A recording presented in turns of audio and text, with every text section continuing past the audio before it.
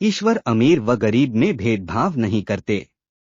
केरल के गुरुवायूर में भगवान कृष्ण का मंदिर बहुत लोकप्रिय है और हजारों भक्त इस मंदिर में नियमित रूप से दर्शन के लिए आते हैं। एक बार एक भक्त ने इस मंदिर में अपने पैरों के दर्द से मुक्ति पाने की उम्मीद में 41 दिनों की पूजा की।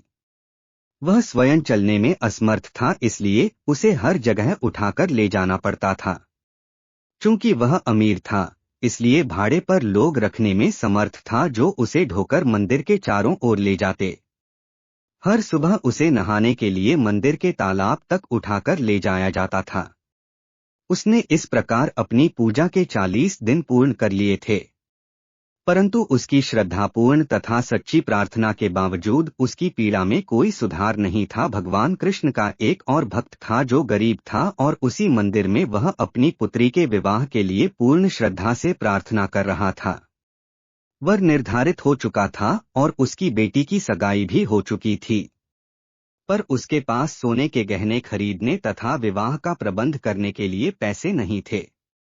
इस भक्त के स्वप्न में भगवान आए और उसे अगली सुबह मंदिर के तालाब पर जाने का निर्देश दिया।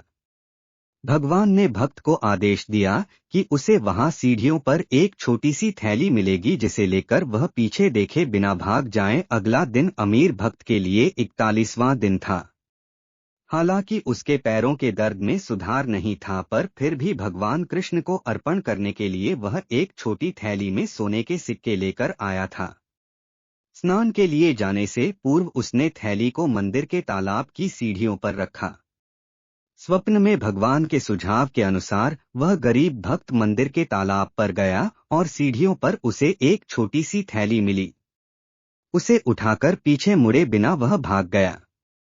अमीर भक्त ने किसी को भगवान कृष्ण के लिए रखी थैली लेकर भागते हुए देखा।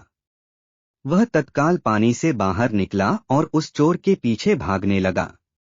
वह चोर को पकड़ नहीं पाया और निराश होकर लौट आया। अचानक उसे यह एहसास हुआ कि चोर को पकड़ने के लिए वह दौड़ा था, जबकि इससे पहले उसे उठाकर ले जाना पड़ता था। इस चमत्कार के अनुभव से अचंभित वह खड़ा का खड़ा ही रह गया। वह अति आनंदित था कि अब वह पूर्णतया पीड़ा मुक्त था। भगवान कृष्ण की इस अनंत कृपा के लिए उसने प्रभु को प्रचुर धन्यवाद दिया। इस तरह 41वें दिन ईश्वर अपने दोनों भक्तों की श्रद्धा से प्रसन्न हुए और उन्हें उदारतापूर्वक आशीर्वाद दिया। अमीर भक्त को अपने पैर के दर्द से मुक्ति मिली और गरीब भक्त को अपनी पुत्री के विवाह हेतु थैली में पर्याप्त सोने के सिक्के मिले। दोनों ने कृपालु भगवान कृष्ण को अपनी प्रार्थनाएं सुनने के लिए धन्यवाद दिया।